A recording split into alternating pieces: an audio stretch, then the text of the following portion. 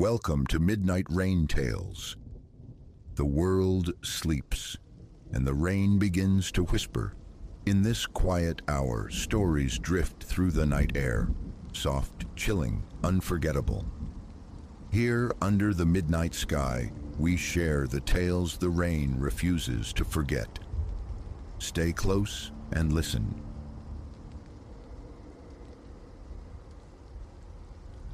The summons came near 3, amidst a deluge. Not a polite rap, but a frantic battery shaking the very bones of my front door. Solitude was my companion in the house. I sat cloistered in the living room, the novel in my lap a flimsy shield against the storm's assault on the windows. Rain fell not in drops, but in liquid curtains, blurring the world outside into impressionistic smears of night. Again, the wood groaned under heavier, desperate impacts. 3 concussive thuds jolted me from my seat, igniting a frantic pulse in my veins. This hour, this weather, it bred only shadows and ill omen. Laying the book aside, I rose, the old floorboard sighing beneath my weight as I drifted towards the window. Outside, the street lamp cast a diseased yellow halo through the downpour, its light struggling to define the sodden geometry of my lawn. Water pooled, streamed, turned the driveway into a miniature river. Another volley against the door. "Mercy, please let me in. I need assistance." A man's voice, frayed and thick with terror. I drew the heavy drape aside, a mere sliver enough to glimpse the street. A figure stood there, adrift in the tempest, masculine in silhouette, clad in what seemed a dark suit, utterly saturated, hair slicked flat against his skull. Even across the distance, a violent tremor shook his frame. "Please!" The cry ripped through the rain again. "My vehicle failed. Just the use of your telephone." My fingers instinctively sought the cool glass of my mobile in my pocket. A dissonance hummed beneath the surface of the scene. The timing, the sheer improbability. Who navigated these deserted streets at 3 a.m., courting such a squall? And his position. Why the center of the road, not the porch where his fists had hammered? A glance towards the Sentinel grandfather clock confirmed the hour. 3:02 a.m. Its pendulum sliced time with metronomic indifference, each tick amplified in the pregnant quiet of the house. When my gaze returned to the window, ice water sluiced through my circulation. The figure in the street had rearranged itself. Still vaguely anthropomorphic, yet fundamentally wrong. An unsettling distortion of proportion, limbs elongated unnaturally, the torso impossibly slender, and the face. The face was an utter negation. A smooth, featureless expanse of darkness, a void where expression should reside. I recoiled from the glass, stumbling backward, my heart a frantic drum against my ribs. A trick of the light, surely, exhaustion weaving illusions with the rain-streaked pain. It had to be. Then the pounding erupted anew, but this time, impossibly, from the back door. I spun, nearly tangling in my own feet. The kitchen lay shrouded, save for the ambient light spilling from the living room. Thump, thump, thump. The front door answered immediately, followed split seconds later by 3 more impacts at the rear. No human velocity could bridge that distance so swiftly. Panic propelled me into the kitchen. My hand slapped at switches, bathing the room in the sterile glare of fluorescent tubes flickering to life. Through the small window above the sink, a fleeting movement in the backyard, a dark shape dissolving into the deeper shadows. My hands trembled as I fumbled for my phone, digits betraying me, forcing 3 aborted attempts to dial emergency services. More percussion, now seemingly from every direction at once. Each door, every window besieged simultaneously. The cacophony was deafening. The walls themselves seemed to thrum with the impacts. Finally, connection. 911, state your emergency. Someone, something, it's trying to force entry. My voice fractured. 3487 Oak Street, send help quickly. Sir, can you offer a description of the intruder? Another jarring blow punctuated the dispatcher's query. I can't. It presented as a man initially, but now, a difficult swallow. Now it's altered. It lacks a face. Please just dispatch someone. Units are en route. The voice crackled a lifeline. Remain on the line with me. Are your doors and windows secured? A frantic mental inventory. Yes, all locked. I habitually check before. The world plunged into absolute black. Every light extinguished simultaneously, the streetlights outside vanishing too. Only the pale rectangle of my phone screen pierced the oppressive dark. Sir, are you still there? The power failed, I whispered into the receiver. The entire street is dark. The pounding ceased. An abrupt, profound silence descended, somehow more terrifying than the preceding chaos. Only the ceaseless drumming of rain remained. No traffic hum, no wind sigh, no approaching sirens. Then a new sound emerged, a wet, dragging friction from the living room, the sound of something saturated being pulled across the floorboards. It's inside, I breathed, the words barely audible. My God, something is inside the house. I retreated, pressing myself into a kitchen corner, attempting to shrink into the shadows. The sliding sound advanced, drawing nearer. In the meager luminescence of my phone, a dark form undulated past the kitchen doorway. It moved low, almost crawling, but its locomotion was alien, too fluid, unnervingly smooth. Units are 4 minutes away, the dispatcher relayed, her voice sounding distant, tinny. Can you secure yourself in a room with a lock? The cellar, I whispered. I must disconnect. Please hurry. I terminated the call, activating the phone's flashlight. The beam sliced the darkness, a stark white blade I almost instantly regretted wielding.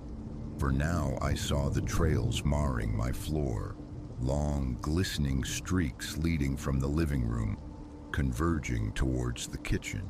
Not rainwater. The liquid was viscous, dark, almost obsidian.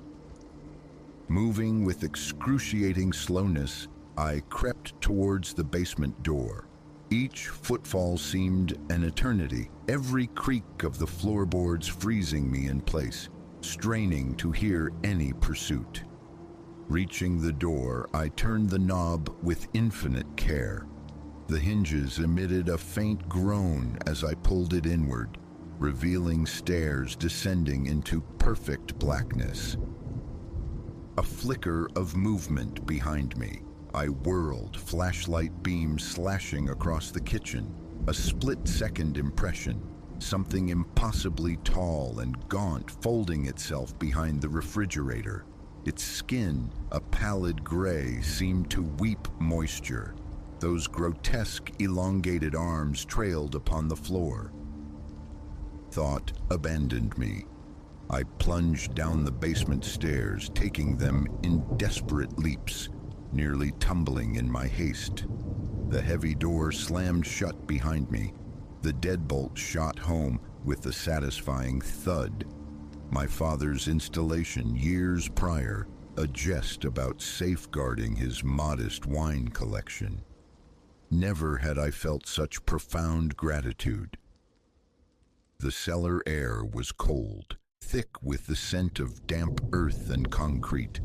Metal shelves laden with preserved goods and emergency supplies lined the walls, their contents casting distorted shadows in the flashlight's unsteady dance. The washer and dryer stood sentinel in a corner, inert and dark. I backed away from the stairs until my spine met the cold far wall, then slid down to the floor, my body seized by uncontrollable tremors. Sweat slicked my face despite the chill. A tentative scratching began at the basement door, delicate, dry sounds like fingernails tracing patterns on the wood. Then a soft thump as if something heavy had slumped against it. "Please." A voice drifted down, distorted, echoing the earlier plea but warped like a damaged recording. "Just need help. Let me in." My hands clamped over my ears, a futile gesture. The voice mutated, sliding up and down the register, cycling through timbres as if searching for the correct frequency. "Let mine, let mine, let mine, let mine." The words bled together into a rhythmic, hypnotic chant. Other voices joined, a grotesque choir, some guttural, some shrill, some barely recognizable as vocalizations.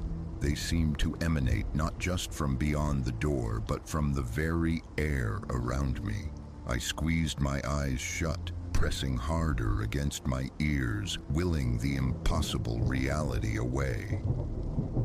A new sound pierced the chorus. Sirens, faint at first, then swelling, growing insistent. A wave of profound relief washed over me. Help was arriving. The chanting abruptly ceased. Upstairs, a frantic scrambling, the sound of something large moving with unnatural speed across the floorboards. Then, silence again. I remained clenched, eyes shut, unmoving, even as car doors slammed outside, even as shouts echoed, even as heavy boots trod the floors above. Only when a fist hammered on the basement door and a voice called, "Police, is anyone down there?"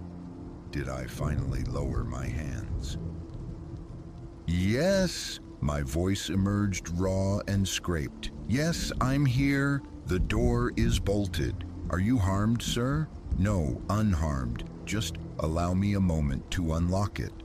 My legs were liquid beneath me as I rose, leaning heavily against the wall for support. Reaching the stairs, fumbling with the lock, I finally swung the door open to reveal two officers, flashlights cutting beams through the gloom. Upstairs, more lights swept, accompanied by the crackle of radios. "Sir, can you recount what occurred?" one officer asked gently, guiding me up the stairs. I attempted to articulate the night's horrors, but the words failed, inadequate to capture the sheer wrongness of it. How to describe the faceless thing, the impossible physics of its presence? They would deem me mad, intoxicated. Then my eyes fell upon the trails, still slick upon the floorboards, dark ribbons leading from the living room to the kitchen.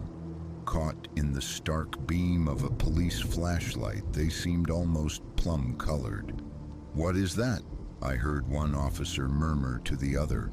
"Uncertain. Forensics is en route." They escorted me outside. The rain had ceased, leaving behind a world dripping and glistening. More cruisers pulsed red and blue light across the wet street. Neighbors congregated on porches and lawns, murmuring spectators to the unfolding strangeness. An officer draped a blanket over my shoulders, settling me into the back of an ambulance while a paramedic checked my vitals. My gaze drifted up to my house. Every window remained dark, save one, my bedroom on the second floor. And for a fleeting, heart-stopping instant, I perceived movement behind the glass. Something tall, attenuated, with arms that nearly grazed the floor. A blink and it was gone. No forced entry was ever discovered. Every door, every window secured from within. The peculiar trails staining the floor were analyzed as water mixed with an unidentifiable oil-based substance. The power outage, they concluded, was confined to my house alone, a tripped breaker in the main panel. Within a month, I sold the house. Lingering there was untenable, shadowed by the persistent sensation of being observed from its empty corners, its vacant rooms.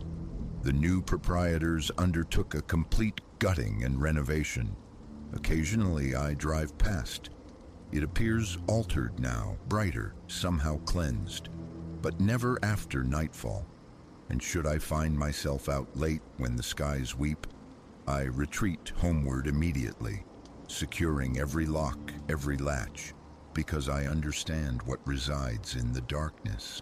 I know what waits within the rain, wearing approximations of faces, calling in parodies of human voices.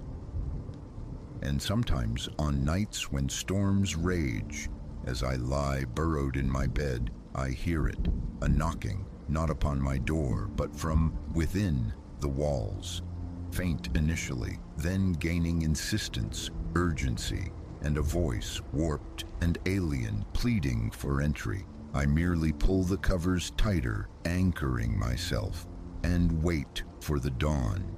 For I comprehend now, some thresholds are meant to remain eternally barred.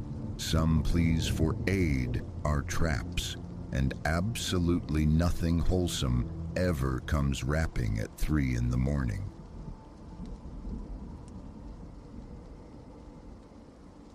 The rhythm broke first, not mine. The pavement's echo had fractured, doubled.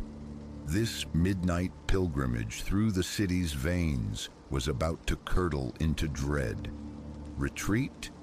Impossible now. I courted the crepuscular hours, the metropolis hushed. Its diurnal roar subsided to a sibilant whisper, hence the nocturnal circuits. Emptier thoroughfares, air crisp as bitten apple.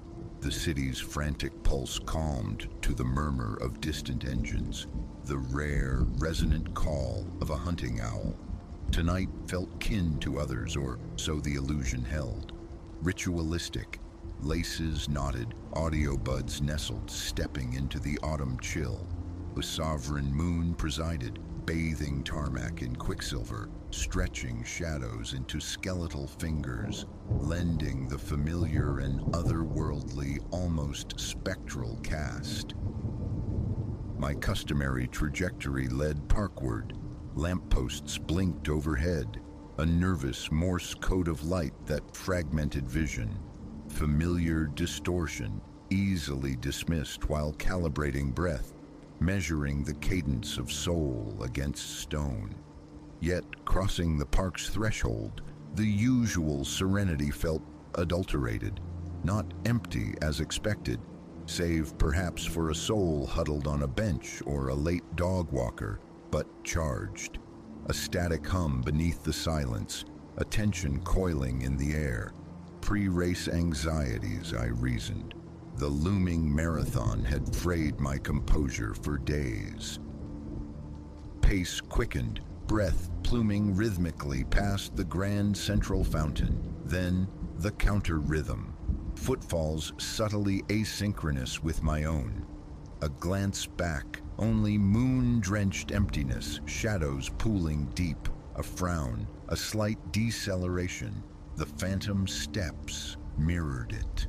My heart, already laboring, hammered against my ribs. Paranoia's whisper, echoes deceiving, imagination's phantoms. But rounding the next curve, the sound gained substance, grew undeniable. An abrupt halt.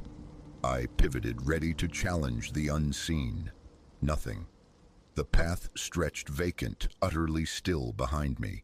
Only my own ragged gasps tore the quiet, underscored by the city's far-off thrum. Is anyone there? My voice a thin thread in the park's vast tapestry. Silence answered, ears strained. A leaf skittered, a distant canine barked. Nothing more. Shaking my head, I spun back to the path. The moment motion resumed, the footfalls returned. Faster now, insistent, closing the gap. Panic detonated within me. I surged into a sprint, trainers punishing the asphalt, desperate for the park's perimeter. Behind me, the unseen pursuit matched, stride for frantic stride, the sound swelling. Another furtive look over my shoulder. Ice flooded my veins. A silhouette, dark and indistinct at the periphery of sight, keeping pace with an unnerving fluid ease. Lungs seared, muscles screamed protest. Escaped the park, reached the lighted streets, the singular focus. Yet speed yielded no advantage. The presence clung, neither falling back nor overtaking.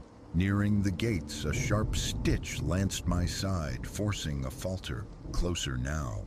Heavy respiration, not mine, rasped just behind my shoulder. I burst through the wrought iron gateway, almost cannoning into a startled couple leashed to their terrier. A gasped apology flung backward as I fled, ignoring the man's bewildered, "Are you all right?" already dissolving into the next block. Flight became directionless, a panicked weaving through the urban labyrinth, seeking escape in anonymity. But the footfalls persisted, sometimes receding, offering false hope, then abruptly sounding immediately behind once more. Mind raced frantic. Who? Why? No suspicious figures noted leaving my building. A park ambush. The thought propelled a fresh wave of icy terror. A narrow cut-through beckoned, a shortcut, a gamble, error. Deeper darkness than anticipated swallowed me, high walls leeching the scant moonlight. Midway, disaster, an unseen obstacle, refuse or rubble, sent me sprawling. Hard impact, asphalt gnawed at palms, tore at knees. A stunned moment, breath knocked out. Then the sound, footsteps, measured now, deliberate, entering the alley's maw. I scrambled upright, ignoring the sting, turned to flee and froze. Dead end. A towering chain-link fence barred escape. The steps advanced. I spun, back pressed hard against the cold mesh. "Who's there?" My voice trembled, betraying the bravado. "Police are called. I'm warning you." Silence. Then the inexorable approach resumed. Louder, nearer. Eyes darted, desperate for defense. A glint amidst the detritus. Fractured metal pipe. Snatched it, brandished it like a desperate talisman. "Stay back. I have something." The footsteps ceased. A taut silence stretched. Then slowly from the shadows near the alley's entrance, a form materialized. Grip tightened on the pipe as it drifted closer. Dimness veiled features, only a silhouette, tall, imposing. It halted scant feet away, close enough to hear its breathing. Unnervingly calm, steady, as if no chase had occurred. "What is it you want?" The question wobbled despite my resolve. The figure inclined its head, a gesture almost inquisitive. Then, shockingly, it spoke. "For you to wake up, Alara." Confusion struck. "What?" "Wake up," it reiterated, the voice now tinged with an unsettling familiarity. "You're caught in a nightmare." Abruptly, the alley wavered, its grim reality dissolving at the edges. The figure before me seemed to shrink, its menace receding. A hand settled on my shoulder, shaking gently. "Ilara, darling, wake up. It's a bad dream." Eyes snapped open, a gasp. I was bolt upright in bed. Liam sat beside me, his expression etched with concern. "You okay?" he asked, his hand rubbing my back in slow circles. "You were tossing, making noises." Disoriented, I scanned the room. Our bedroom, pale morning light filtering past the blinds. No shadowed alleys, no pursuer, just the sanctuary of home. "A nightmare," I managed, voice raspy. "Running, something chasing me." Liam drew me close. "It's over," he murmured. "Safe now, just a dream." As my pulse gradually steadied, I nodded, releasing a tremulous breath. Yes, just a dream. But as Liam rose to start the coffee, a residue of dread clung stubbornly. The dream's texture, too vivid, too real. The echo of those footfalls persisted. I slipped from bed, moved to the window, pulled the curtain aside. Below, the street stirred with morning rituals. Dog walkers, early runners, a delivery van idling. Normalcy, then a flicker, a shape, motionless on the opposite pavement, gaze seemingly fixed on my window. I blinked. Gone. Imagination's residue, surely, I told myself, letting the fabric fall shut. Leftover fear from the night terror. Yet, turning from the window, certainty eluded me. For that fleeting instant, the figure's outline resonated. It mirrored the silhouette from the alley. I shook my head, attempting to banish the final tendrils of sleep and fear. "Just a dream," I insisted internally. "Just a dream." But deep within, doubt lingered, and heading towards the kitchen, towards Liam and the promise of coffee, I found myself listening, acutely, for a rhythm that wasn't my own.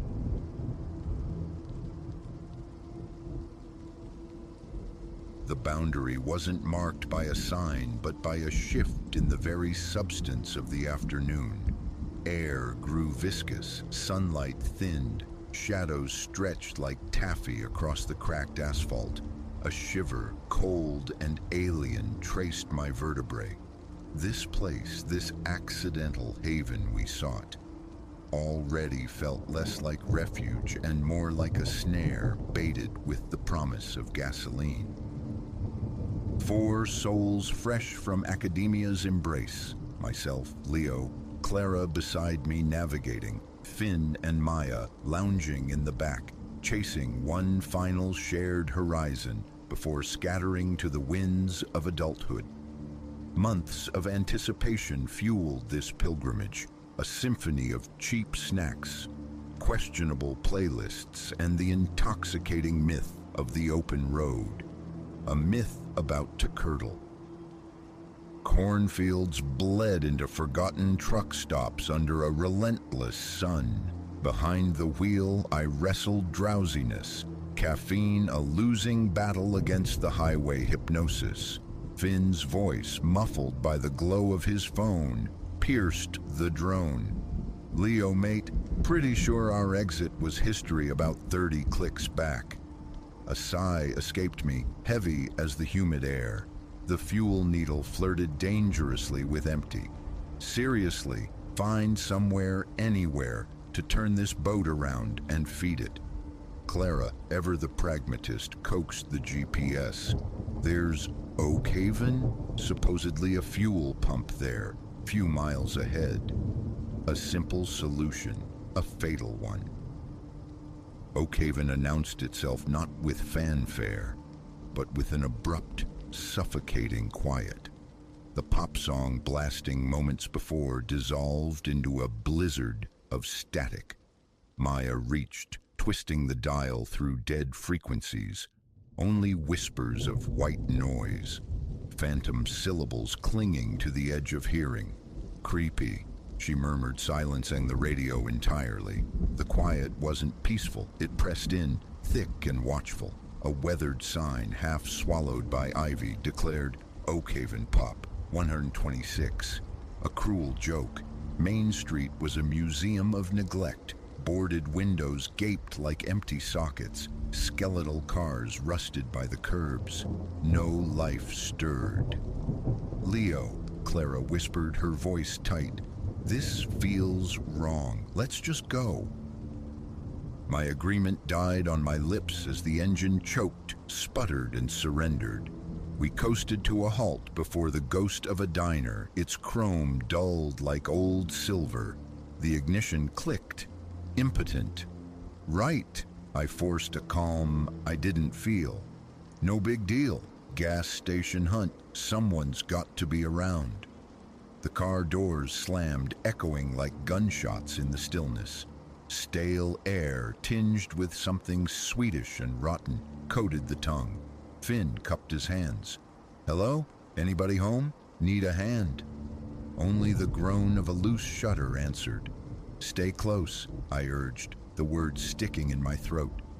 "Clara, the map?" She frowned at her phone. "Dead. No service. GPS is blank." A collective knot tightened in our stomachs. We moved down the derelict street, each footstep unnaturally loud. Decay was rampant, yet oddly punctuated. A newspaper, days old, resting on a peeling bench. A lipstick-stained mug on a sill. The sensation of unseen eyes prickled my skin. Peripheral flickers danced at the edge of vision, vanishing when confronted. 3 blocks deep, Maya froze mid-step. "Listen." We held our breath. Faint, ephemeral, like wind chimes made of bone. Children giggling. It drifted from a narrow gap between buildings. Curiosity, that fatal human flaw, drew us closer. The laughter intensified, echoing strangely. But the alley itself held only shadows, refuse, and a brick wall terminus. "Right, I've had enough," Finn declared, already turning. We spun with him, straight into a silent tableau. Figures materialized at the alley's mouth, blocking the light. Their stillness was absolute, their presence jarring. Outdated clothes hung loosely on frames too thin. Skin possessed a sickly paraffin sheen under the bruised sky. "Excuse us," my voice was a thin reed. "Our car, it's out of gas. We just need—" No reaction. Only vacant stares from eyes like clouded glass. Clara tried, her voice trembling. "Please, we mean no harm. We just need help." A collective creak, like unoiled hinges, as every head swiveled towards her. Then, simultaneously, impossibly, they smiled. Lips peeled back from sharpened, discolored teeth. Maws stretching into ghastly parodies of mirth. Instinct screamed louder than reason. We bolted. The next moments blurred into a frenzy of pounding steps. On broken pavement, ragged breaths tearing at our lungs. The chilling certainty that capture meant annihilation. Disoriented, we stumbled into the skeletal remains of a public park. Swings rusted mid-arc, a fountain choked with weeds. Catching our breath, a fresh horror dawned. Finn and Maya were gone, swallowed by the labyrinthine town. "Finn, Maya," Clara choked out, clutching a stitch in her side. "We lost them!" Panic clawed at my throat. Then a raw shriek ripped through the unnatural quiet. Finn's voice laced with pure terror, somewhere to our left. Again we ran, drawn by the sound. We found Finn crumpled before the imposing, shadowed facade of the town hall. He knelt, transfixed, gazing upward at the steps, at Maya, or the thing that wore her shape. She stood with a horrifying rigidity, head tilted at an angle that should have snapped bone, her posture a grotesque caricature of life, her eyes, gods, her eyes were voids, twin pools of polished obsidian swallowing the dying light. Maya? Clara breathed, the name barely audible. The figure's head swiveled towards us with the speed that defied biology, a dry clicking sound accompanying the movement. The dreadful smile split her face again. "Welcome home," it rasped, a voice ancient and layered, scraped from the bottom of a well, utterly alien to the friend we knew. Finn scrambled upright, shoving us back. "Go, now!" We needed no urging. We fled, Maya's unearthly laughter clawing at our backs. The twilight deepened abruptly, shadows coalescing into solid forms. Oakhaven's populace manifested everywhere, silent sentinels materializing at street corners, emerging from darkened doorways. They didn't pursue, merely appeared, hemming us in with their vacant stares and rictus grins. Blind panic somehow steered us back to our stranded vehicle. The street teemed with them now, a slow, inexorable tide closing the distance. "Car, get in!" I yelled, fumbling with the door. We tumbled inside, slamming locks. My hand shook as I turned the key, whispering a prayer I didn't believe in. The engine exploded into life, a defiant roar against the suffocating silence. No hesitation, I stomped the accelerator. We surged forward directly into the encroaching figures. They didn't scatter, they simply dissolved on impact, bursting into plumes of oily black smoke that dissipated instantly. I drove with the fury of the damned, the town resisting our escape, streets twisting back on themselves like illusions. Then, abruptly, freedom. The now leaving Oakhaven sign whipped past. A forgotten relic. The oppressive weight vanished. The air cleared. Cheerful music spilled incongruously from the resurrected radio. Silence reigned within the car, thick with unspoken horror. Clara eventually broke it, her voice fragile. "Leo, what happens now?" My knuckles were white on the steering wheel. "We drive," I said, the words tasting like ash. "We drive, and we never look back. We never mention this." A necessary fiction. Oakhaven wasn't a place you simply left behind. That thing wearing Maya's face, its "welcome home," it wasn't just a taunt. It was a claim. A sliver of Oakhaven's shadow had hooked into us, a parasitic dread trailing us down the highway. We might have escaped its borders, but the town wasn't finished. It would wait. It would watch. And someday, it would reel us back in. For now, only the road ahead, and the rear-view mirror where, in the deepest folds of the night, I sometimes glimpse vacant obsidian eyes and a smile stretched impossibly wide.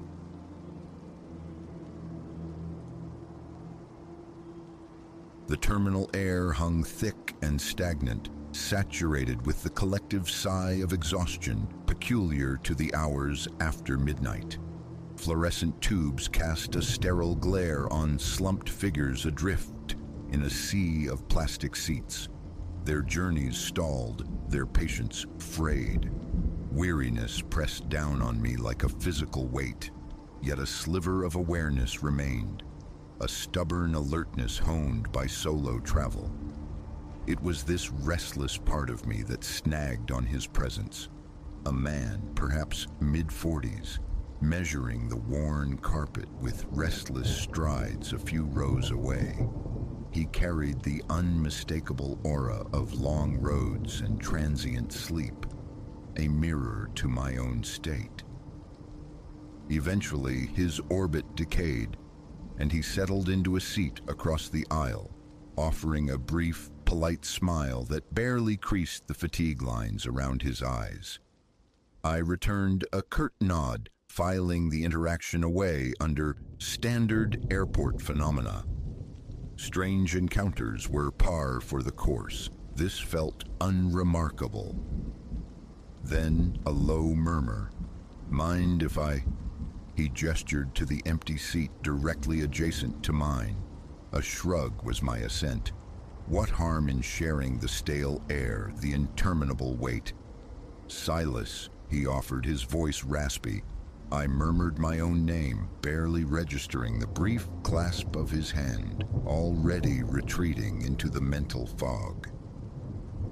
We exchanged the usual pleasantries, the shallow currency of strangers marking time. He inquired about my destination. I offered home, a deliberately vague anchor. His own endpoint was a town I'd never heard of, a pinprick on some distant map. But his questions didn't stop there. They began to probe gently at first, then with a shade more persistence than felt comfortable. Where exactly was home? What did I do there? I kept my answers brief, hoping the conversational door would swing shut, but he nudged it persistently open. He began to unspool his own story then, a narrative woven from endless highways and the solitary cab of a long-haul truck, a life in constant motion. He spoke of children, distant satellites with whom communication had decayed. The loneliness emanating from him was palpable, almost a physical presence. A pang of sympathy softened my resolve. I let him talk, offering the passive resistance of listening. But the atmosphere shifted subtly at first, then with unnerving speed. His focus snapped back to me, his questions becoming pointed, invasive. My daily routine, the shape of my family, the layout of my neighborhood, details stripped bare, irrelevant to this transient non-relationship. I attempted to deflect, to steer the conversation back to neutral ground, but he circled relentlessly back, his gaze locked onto mine, unwavering, analytical. A disquiet coiled in my stomach. He's just lonely, I told myself. Maybe awkward. The justification felt increasingly flimsy. Salvation arrived via the crackle of the PA system. Our flight was finally boarding. Relief surged through me, sharp and cleansing. I rose, making a deliberate show of gathering my carry-on, a clear signal of departure. He stood too, a beat too quickly, falling into step just behind me as I merged with the shuffling queue for the gate. His proximity was unnerving, the space between us shrinking uncomfortably. A quick glance over my shoulder confirmed it. He was right there, close enough for me to feel the warmth radiating off him.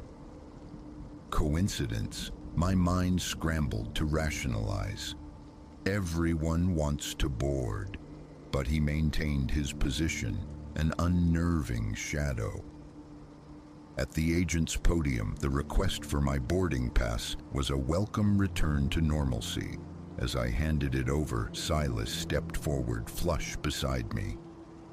"I'm with her," he announced to the agent, his voice calm, matter-of-fact. "We're traveling together." A block of ice formed in my chest. My head whipped around, my mouth falling open, soundless for a moment. "No," I managed, the word thin and reedy. "No, we're not. I don't know him." The gate agent's eyes flickered between us, confusion clouding her professional demeanor. Silas held his ground, repeating his assertion with a chilling persistence, a strange, unwavering certainty that suggested rehearsal, or worse, routine. My heart hammered against my ribs. The blood roared in my ears. The word security was forming on my tongue when he abruptly stepped back. "All right," he said, his voice suddenly stripped of warmth, flat and cold, tinged with something like bitter disappointment. "If that's how you want it." He gave me one last, hard, unreadable look before turning and melting back into the throng. The relief was immense, yet fragile. A lingering sense of being watched prickled my skin as I walked down the jet bridge.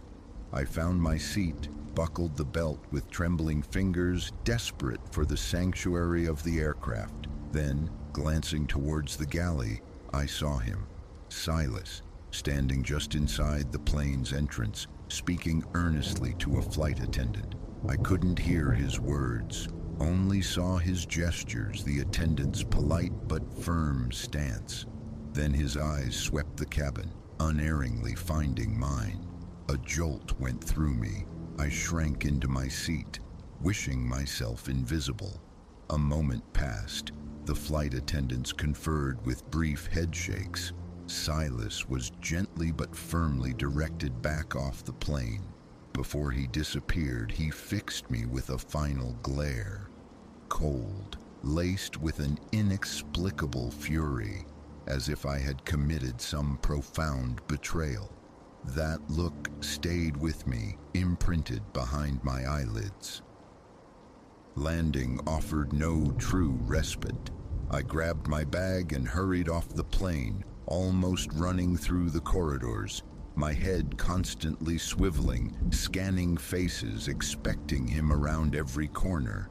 He wasn't there. I told myself it was over, just a bizarre, unsettling encounter with a lonely man who crossed a line. I tried to file it away, but the unease lingered, a persistent residue. For weeks afterwards, in crowded streets or quiet cafes, I'd find myself scanning my surroundings, searching for that familiar, unsettling presence. Months have passed now, but sometimes, late at night, the ghost of that intense proprietary stare returns, cold and sharp, and a sliver of fear whispers, what if next time he's there again, waiting?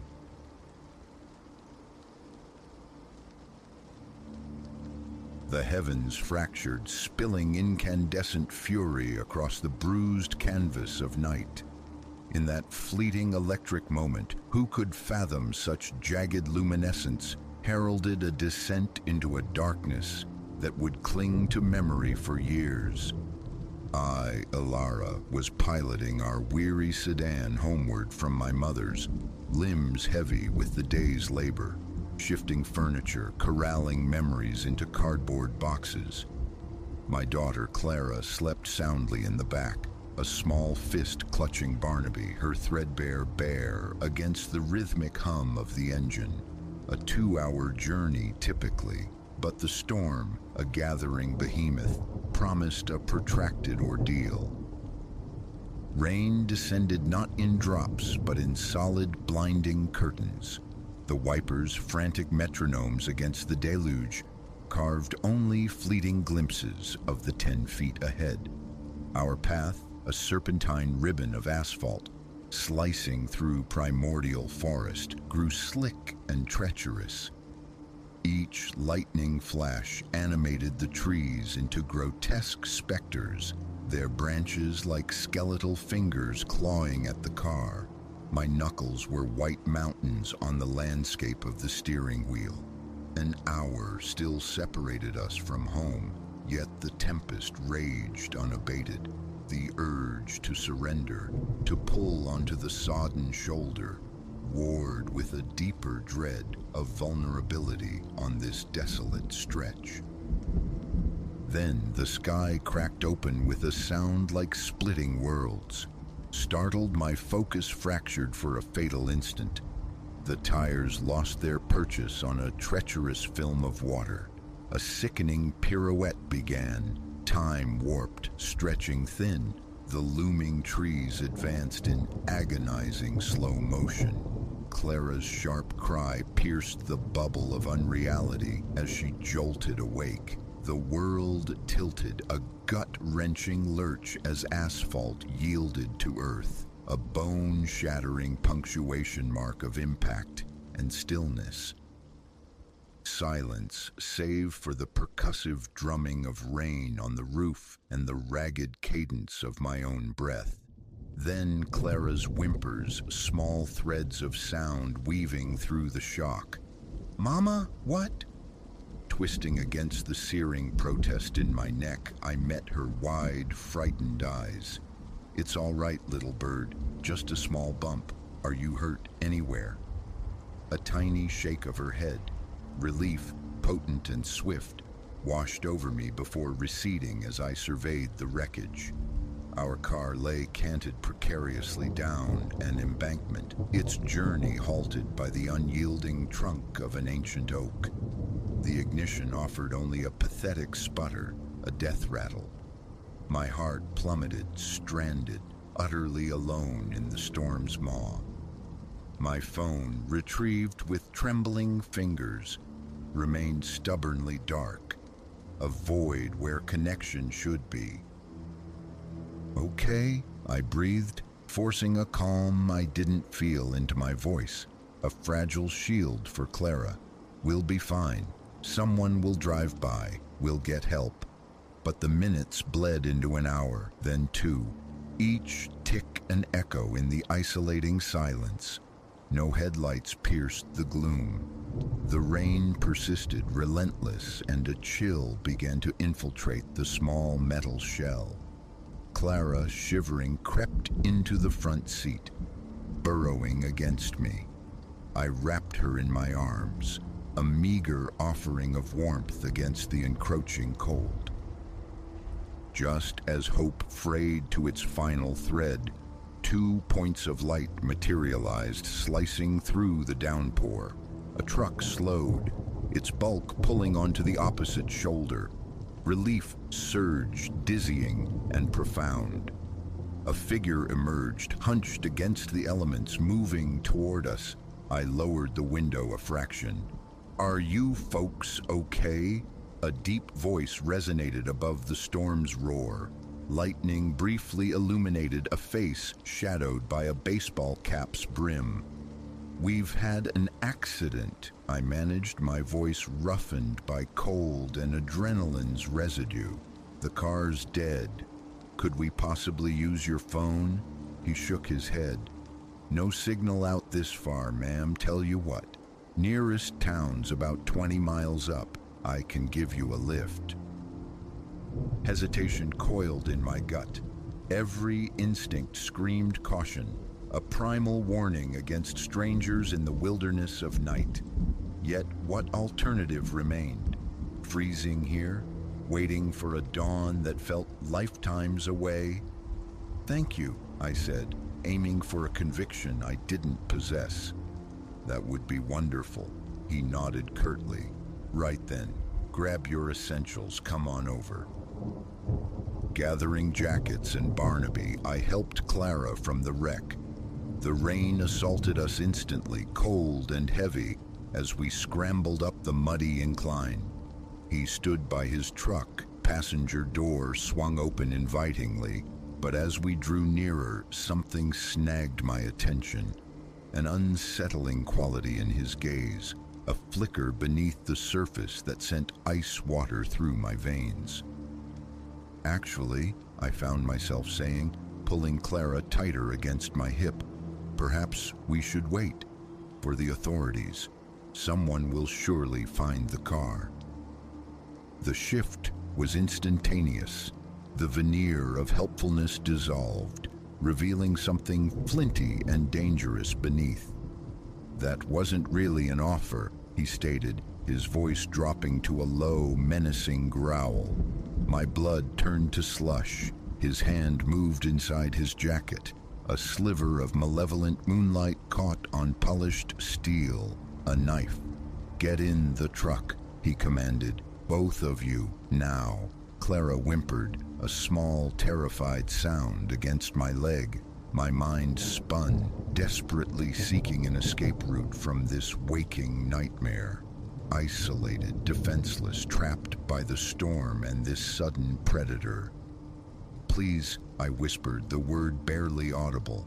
"We don't want trouble. Just let us go." A harsh bark of laughter, swallowed by another celestial detonation. "Oh, you're in trouble, all right. Now get in the damn truck before I run out of patience."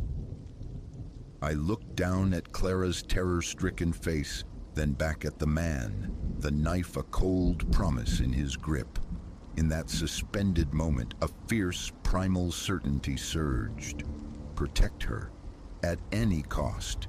With an adrenaline-fueled roar I barely recognized as my own, I shoved Clara behind me and launched myself at him. Surprise gave me a fleeting advantage. We tumbled together into the slick mud. Clara screamed as we grappled, the blade flashing perilously close. Rain and earth made purchase impossible. Somehow my flailing hand connected, knocking the knife away into the darkness. But his strength was greater. Soon he had me pinned, fingers closing around my throat, squeezing the air, the light from the world. As shadows encroached upon my vision, a dull, solid thud echoed nearby. The pressure vanished. Gasping, I rolled aside. Clara stood there, small hands gripping a thick, fallen branch. She'd struck him from behind. "Run!" The word tore from my raw throat. Grabbing her hand, we plunged into the dense woods, heedless of the branches that tore at our clothes, our skin. Behind us, curses rent the air, the sounds of pursuit fueling our desperate flight. Lungs burning, Clara sobbing with each ragged breath, we pushed onward through the blind labyrinth. Then, salvation of a sort, a hollow beneath the roots of a toppled giant. Scarcely daring to breathe, I pulled Clara into the cramped, earthy space, gently covering her mouth to stifle her cries. We huddled, shivering masses of terror, as heavy footsteps crunched nearby. "Can't hide forever," his voice, chillingly close, slithered through the trees. "I'll find you, and when I do..." The threat hung unfinished, severed by a new sound. Sirens, faint at first, then swelling, undeniable. Someone had found our car, a guttural curse, then the sound of retreating footsteps, fading rapidly. Still we remained frozen, imprisoned by fear, wary of a trick. Only when beams from flashlights sliced through the dripping foliage, accompanied by calls of, "Hello, anyone here?" did I dare to hope. "Here," I croaked, voice shredded. "We're here!" The ensuing hours dissolved into a whirlwind of flashing lights, uniformed figures, and the sterile scent of antiseptic. Paramedics wrapped us in blankets, their gentle hands checking for injuries unseen. Police officers, faces grim, patiently took our statements. His truck was discovered abandoned miles down the road. The man himself had vanished into the storm-lashed night. But the knife, recovered from the mud where our struggle had taken place, offered silent, chilling corroboration. Huddled in the back of an ambulance, Clara finally asleep against my side, the tremors began, shaking me with the delayed shock of how narrowly we had escaped a far darker fate. "You saved us," I whispered against her damp hair. "So brave, my little bird." Her eyes fluttered open, still wide, but the raw terror had receded. "We saved each other, Mama," she murmured. And in that truth, despite the lingering chill of fear, bloomed a fierce, defiant warmth. Pride, love, resilience. We had stared into the abyss and clawed our way back, not through mere chance, but through the ferocious power of our bond. The path forward, I knew, would be fraught, shadowed by nightmares navigated with therapists, a long pilgrimage back to a sense of safety. But we were breathing, we were together. Whatever lay ahead, we would confront it as we had the tempest and the terror, side by side, drawing strength from the unbreakable filament connecting mother and child. As the ambulance carried us toward the hospital's sterile sanctuary, I held Clara close. Outside, the storm was finally relinquishing its grip, the faintest blush of dawn painting the bruised horizon. A new day. We had survived to witness it. The memory would remain, a scar tissue testament to the darkness that prowls the edges of the world. Yet it would also stand as irrefutable proof of our own inner light, a resilience discovered in the crucible of fear and luminescence no storm could ever truly extinguish.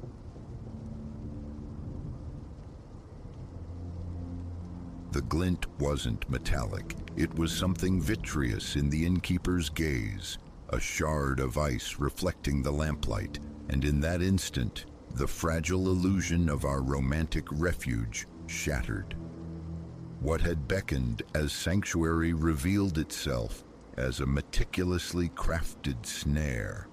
The quaint facade of Havenwood Manor, our chosen escape, was merely the skin concealing something far older and hungrier. My name is Alara. Julian, my partner, caught up in the relentless churn of his tech startup, and I, drowning in the labyrinthine demands of my legal career, had craved severance from the city's grip. Months of yearning culminated in Julian finding this place online, a whisper of a listing promising seclusion wrapped in Victorian lace. Havenwood Manor, remote, picturesque, managed by a charmingly antiquated couple, or so the pixels promised.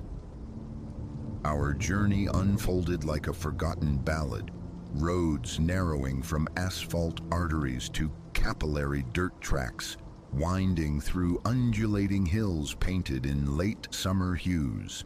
As the digital tether of the GPS dissolved, so too, I imagined, did the city's static cling. Julian's hand found mine, his thumb tracing circles on my knuckles, a smile finally cresting on his face, a sight rarer than eclipses these past weeks. "Nearly there," he murmured, turning onto a lane barely wide enough for the car, swallowed by overgrown hedgerows. "Can you fathom this place, Alara? Pure storybook." And it was. The house materialized from the green embrace of the countryside, a confection of steep gables, ornate trim like spun sugar, and a porch that curled around it like a protective arm. Window boxes spilled geraniums in riotous reds and pinks. A meticulously raked gravel path crunched under our tires. An almost suffocating perfection clung to the air. Before we could unlatch our doors, the grand oak entrance swung inward. Alistair and Beatrice Thorne emerged, synchronized marionettes of rustic welcome. He, gaunt beneath a cardigan buttoned askew over a jaunty bow tie. She, swathed in a floral print dress, an apron cinched tight around her ample waist. They waved with an unnerving, practiced enthusiasm. "Welcome, children, welcome," Beatrice trilled, her voice like warm honey laced with something sharp. "Such a journey. Do come inside, rest your weary bones." Alistair, surprisingly spry, insisted on wresting our luggage from Julian's grasp, batting away polite refusals. Stepping over the threshold felt like crossing into a different time, or perhaps a different kind of reality. The air hung thick with the scent of beeswax and something else, something vaguely cloying like overripe fruit. Antiques crowded every surface, curios stared glassy-eyed from shadowed corners. Yet it lacked the lived-in chaos of a true home. It felt curated, posed, a stage awaiting its players. "Your room awaits upstairs," Beatrice announced, already ascending the creaking staircase. "Our finest chamber, just perfect for young lovers like yourselves." The room itself was undeniably lovely. A vast four-poster bed draped in lace, windows framing idyllic sheep-dotted pastures. But as Beatrice fussed with the damask curtains and Alistair deposited our bags with a soft thud, their eyes met. A fleeting exchange, quicker than a moth's wingbeat, yet in that fraction of a second, the genial masks slipped, revealing a chilling shared calculation beneath.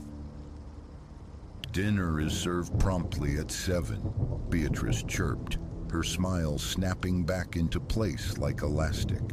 "We do hope you'll join us. I've prepared a local specialty."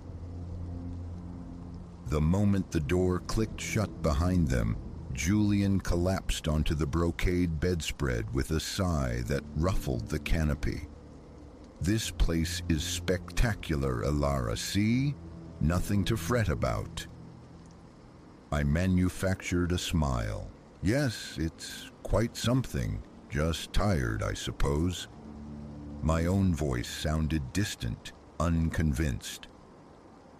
We freshened up, the unease clinging to me like damp silk, and descended to the dining room. A fire snapped merrily in the hearth, illuminating a table set for 4 with heavy silver and crystal that seemed to absorb rather than reflect the light. The Thorns were already seated, their faces beaming towards the doorway as we entered.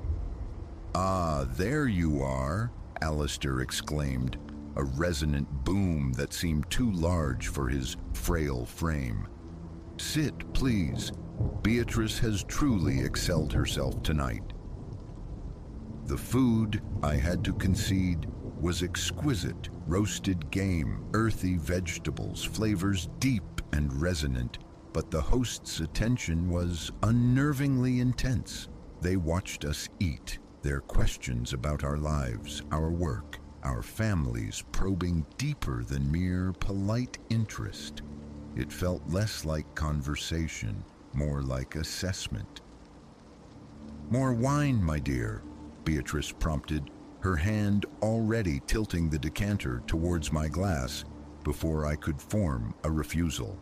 The first sip had been pleasant. The second made my thoughts swim. Julian, however, was well into his third glass, his earlier stress replaced by a flushed, expansive bonhomie. "This is incredible," he slurred, beaming at our hosts. "You two, just the absolute best. Right, Alara, the best?" I nodded mutely, trying desperately to signal caution with my eyes. But he was adrift on a sea of Merlot and their suffocating charm. As the evening deepened, so did my disquiet. The Thorns' smiles remained fixed, unwavering, but their eyes held a growing coolness, a predatory gleam that sharpened in the flickering candlelight. Feigning overwhelming fatigue, I practically hauled Julian away from the table, his protests muffled by wine and misplaced contentment. Back in the heavy silence of our room, I tried again. "Julian, something isn't right here. Didn't you feel it, the way they watched us?" He waved a dismissive hand, already half undressed. "Paranoid, Alara," he mumbled, stumbling towards the bed.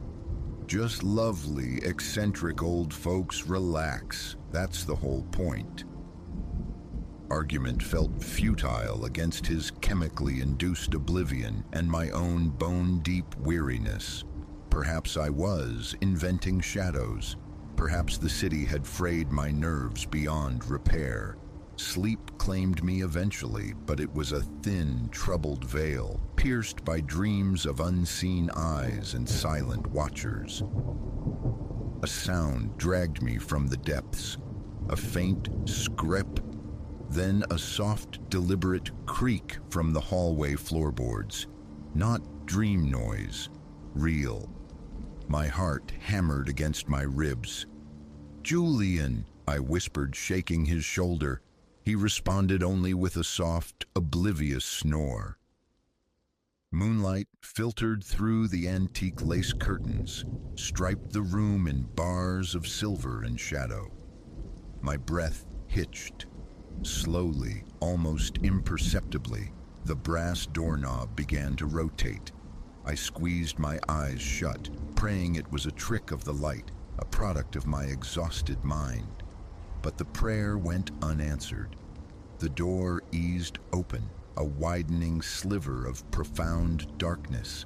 A figure stood framed within it, a silhouette against the deeper gloom beyond. Panic seized my throat, locking any sound within. I couldn't scream, couldn't move, couldn't tear my eyes away. The figure glided rather than stepped into the room.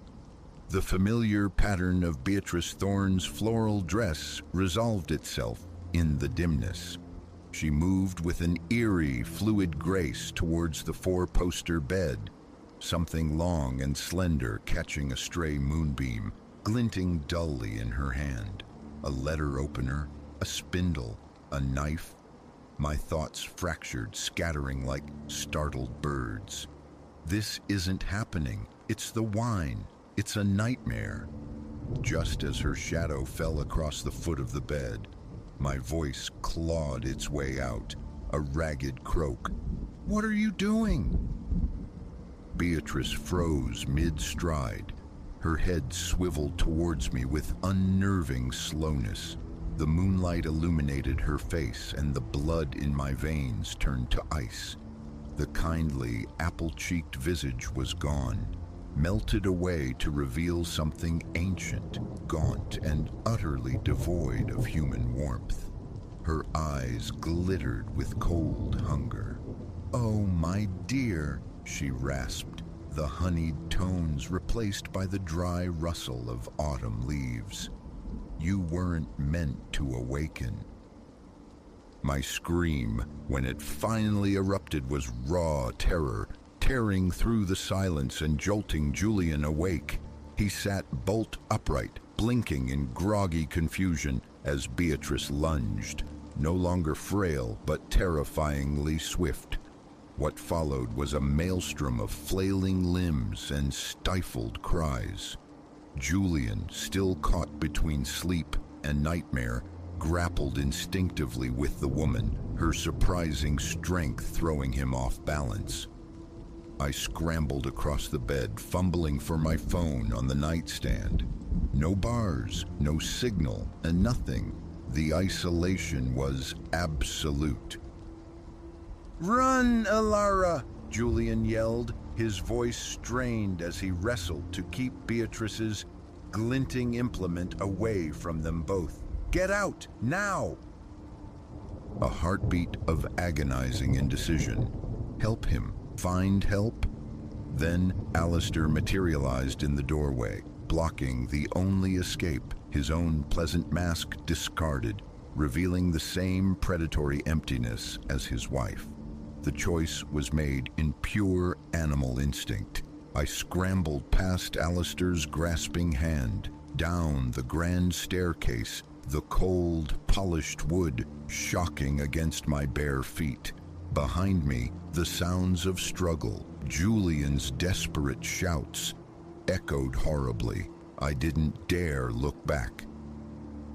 Bursting through the heavy front door into the chill night air, I gasped, sobbing, the scent of damp earth and fear filling my lungs. The sharp gravel bit into my soles as I sprinted towards our car, fingers scrabbling frantically in my pajama pocket for the keys. Just as my hand closed around them, the manor door slammed open again. Alistair stood silhouetted on the porch, his form seeming to ripple and distort in the darkness. "You cannot leave," he roared, the sound less human, more guttural snarl. "No one ever leaves Havenwood." Shaking violently, I jammed the key into the ignition, fumbled with the lock, and threw myself inside, slamming the door shut fractions of a second before Alistair reached it. He hammered on the driver's side window, his face pressed close to the glass, eyes wide and incandescent with fury. I twisted the key. The engine coughed, sputtered, died. "Please, please, please." He pounded again, harder. I turned the key once more. With a blessed roar, the engine caught. Shoving the gear stick into reverse, I slammed the accelerator, tires spitting gravel, narrowly missing Alistair as I swerved violently out of the drive. In the rearview mirror, a final chilling tableau. Alistair and Beatrice Thorne, standing side by side in the middle of the dirt track, motionless, watching me flee. And framed in the upstairs bedroom window, a pale oval I knew was Julian's face, etched with terror.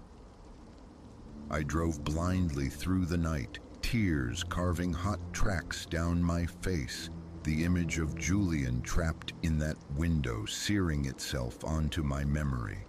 I should have stayed. I should have fought. I left him.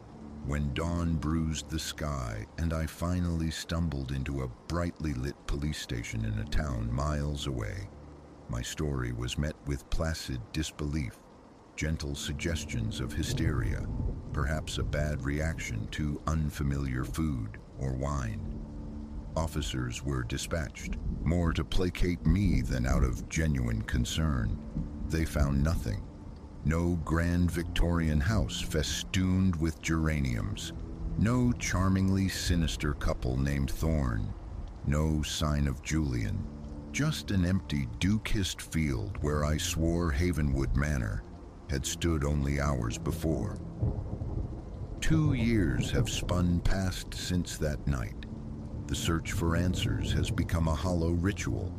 Fruitless online trawls, expensive private detectives hitting dead ends, pilgrimages back to that empty field where the grass grows thick and undisturbed.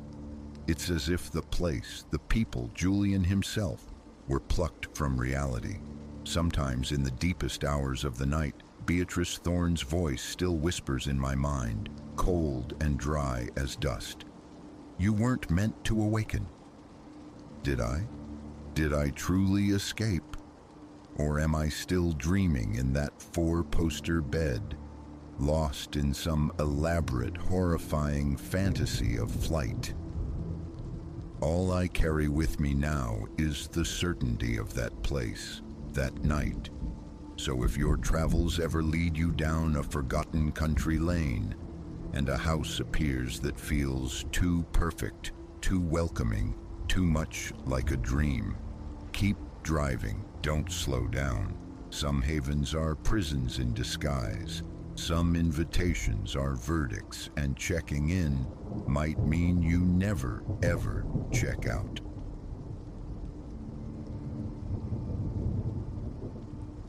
The ancient farmhouse squatted against the horizon, a solitary ember of promise in the tempest's throat. To rap upon its timbered door, I realize now, was to hammer the final nail into my own coffin.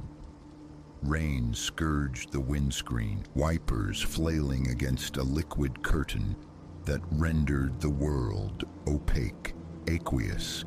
Ahead, the road dissolved into pure deluge. My knuckles shone bone white, fused to the steering wheel. Hours I'd navigated this sodden pilgrimage, chasing the phantom of a new life across state lines. The storm, a sudden, malevolent entity, had twisted placid farmlands into a labyrinth of slick asphalt and blinding spray. Then a jagged scar of lightning tore open the sky, revealing it.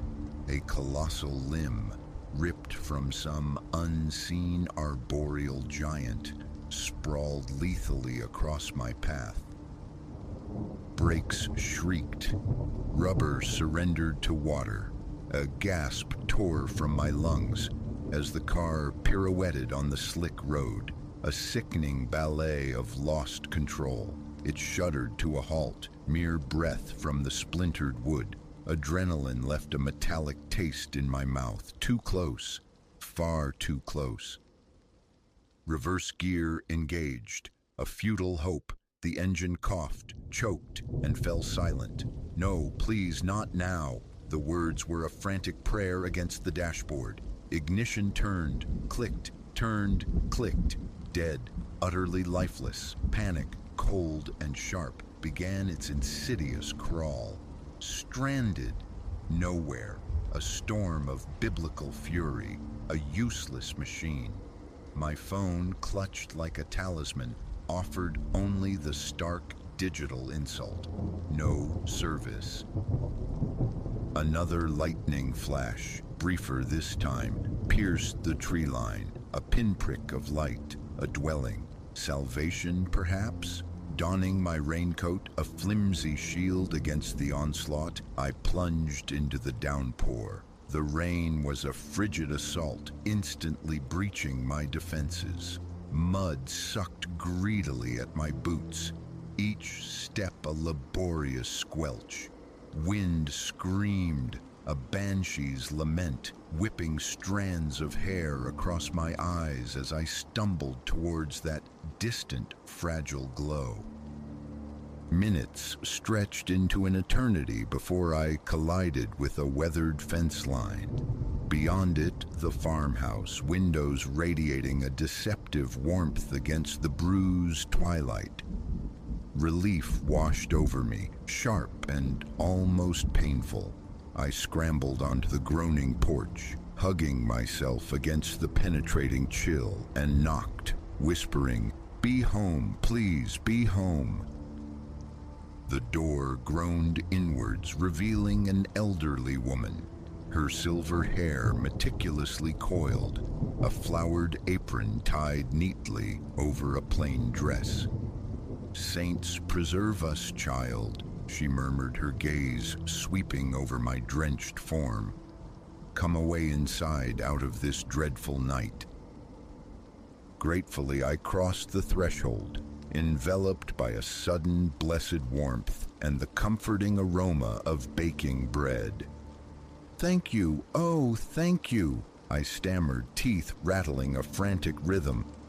"My car, it died, back on the road.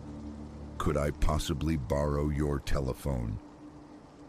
"Of course you may, dear," the woman replied, securing the door against the tempest. "I'm Agnes, and this here is my Silas." She indicated an older man emerging from an adjoining room, drying his hands on a cloth. "Evening," Silas offered, his voice a low rumble, not unkind. "Foul weather for traveling." I gave my name, Ilara, recounting the breakdown.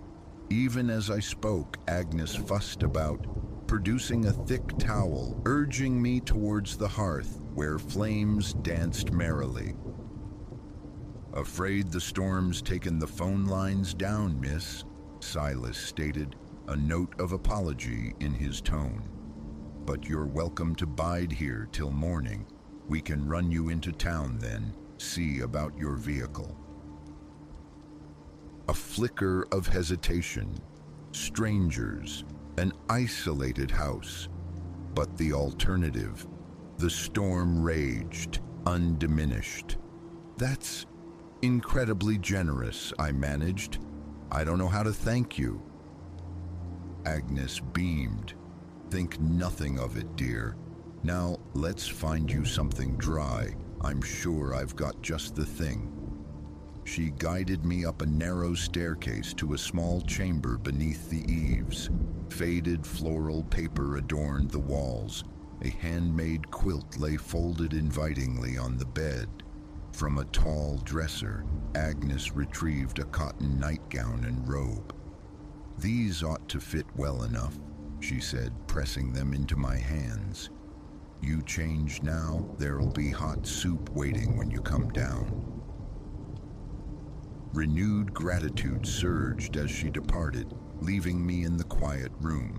Stripping off sodden garments, I chided myself for my earlier unease. Such kindness was a rare beacon in a cynical world. Clad in the borrowed clothes, I descended. The soup was thick, savory, chasing the chill from my bones. Agnes and Silas chatted easily, inquiring about my destination, my intended work. It felt utterly, disarmingly normal, safe. Yet, as the hours crept by, discordant notes began to surface.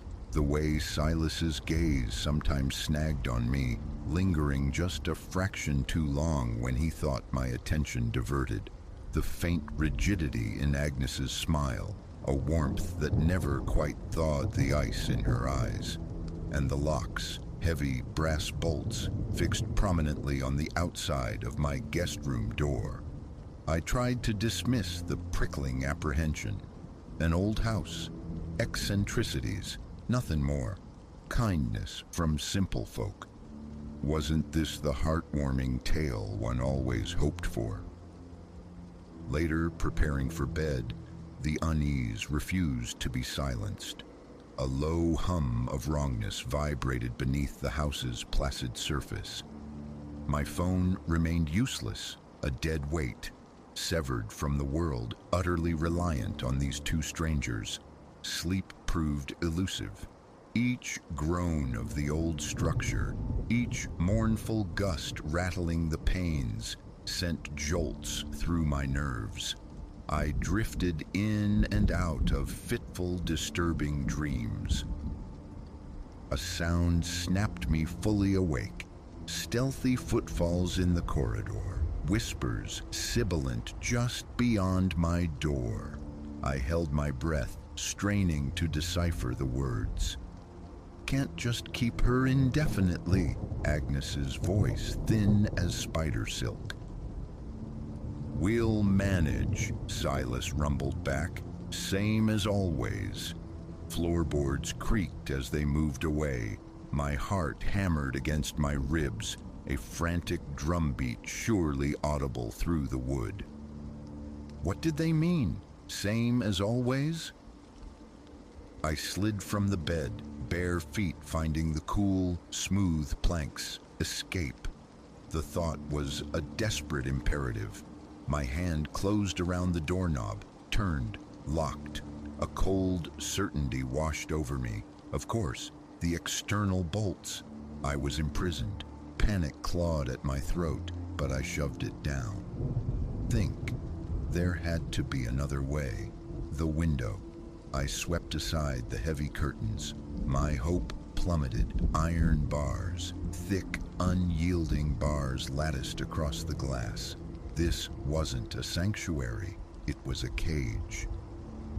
Frantically, my eyes scanned the room for a weapon, a tool, anything. Nothing. The space was deliberately barren. Then the chilling sound, a key grating in the lock. I froze, breath trapped in my chest.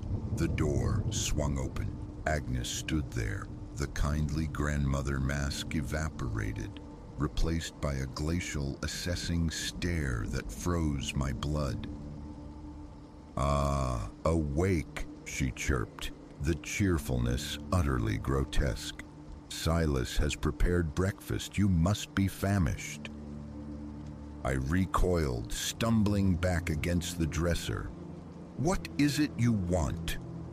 The question trembled, betraying the fear I fought to conceal. Agnes's smile stretched, unnaturally wide, revealing pale gums. "Why, we want you to stay, dear girl. It does get terribly lonely, just the two of us.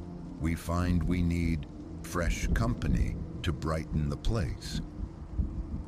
"You're mad," I whispered, shaking uncontrollably. "Let me leave, please." "Tsk, tsk," she admonished. Such language is unbecoming of our new family member. "Come along, breakfast awaits." She reached for me. Instinct took over. I shoved her hard. She staggered back with a startled cry, colliding with the wall. I didn't pause. I bolted, out into the hall, down the stairs, bare feet pounding a desperate tattoo on the wood. Shouts erupted behind me, heavy footfalls in pursuit. The front door, freedom, inches away. My fingers closed around the handle, yanked, immovable, locked, bolted fast. Rough hands clamped onto me from behind. A scream tore from my throat as I kicked, twisted, fought with primal fury. But Silas was immensely strong, his arms constricting like steel bands. "Now that wasn't neighborly," he growled, his breath hot against my ear. "After we took you in." Agnes appeared, rubbing her shoulder, her eyes glittering with malice. "She needs a lesson in gratitude, Silas. Take her below." "No!" I shrieked, renewing my struggle. "Help! Someone, please!" Only the wind answered, howling its indifference, swallowing my cries. Silas dragged me towards a door I hadn't previously registered. It opened onto steep, narrow stairs descending into utter blackness, and from that darkness drifted faint, terrible sounds, whimpers, stifled sobs. Dear God, I wasn't the first. How many others had mistaken this house for refuge? As Silas forced me downwards, step by terrifying step, the full horror crashed down. This wasn't merely a night of fear. It was the threshold of an unending nightmare. The basement door slammed shut above, plunging me into suffocating darkness. My final coherent thought, a bitter epitaph. I should have stayed in the car.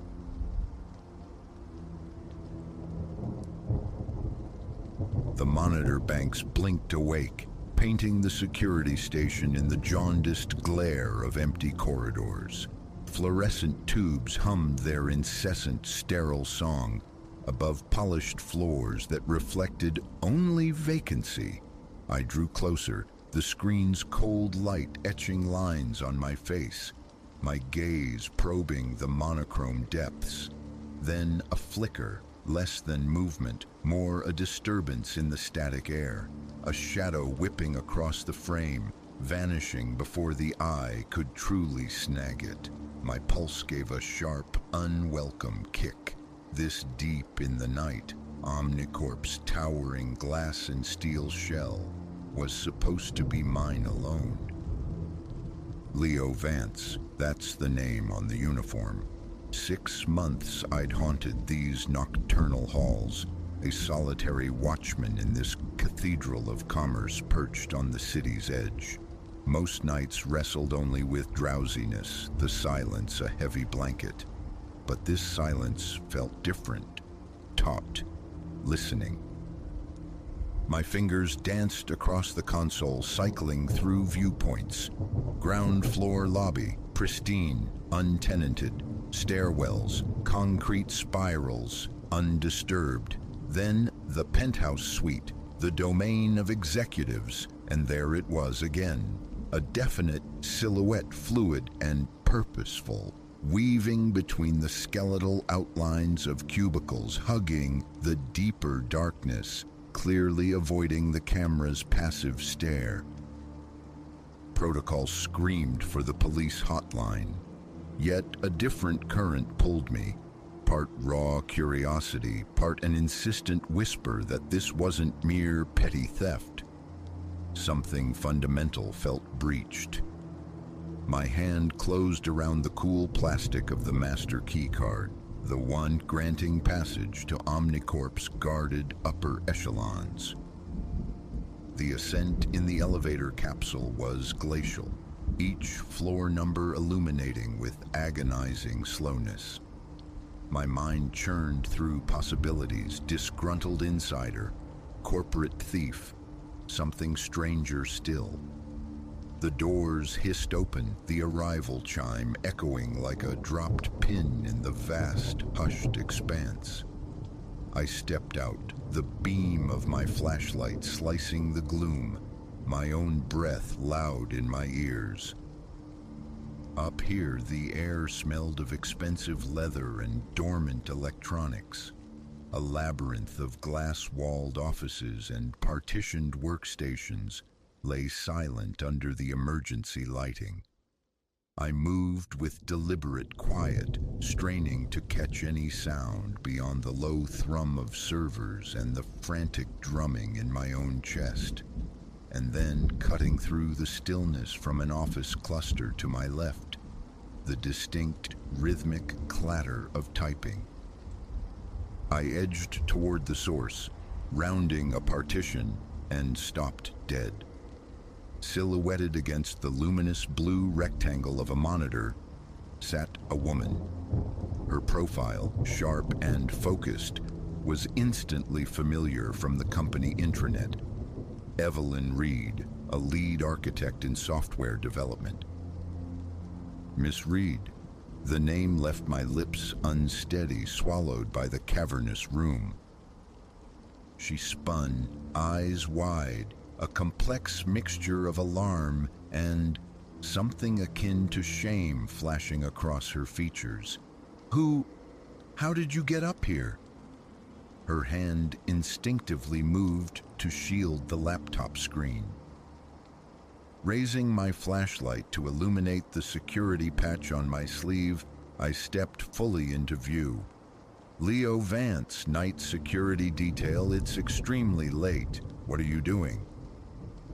Her shoulders sagged momentarily, a flicker of vulnerability before snapping back into a posture of rigid control.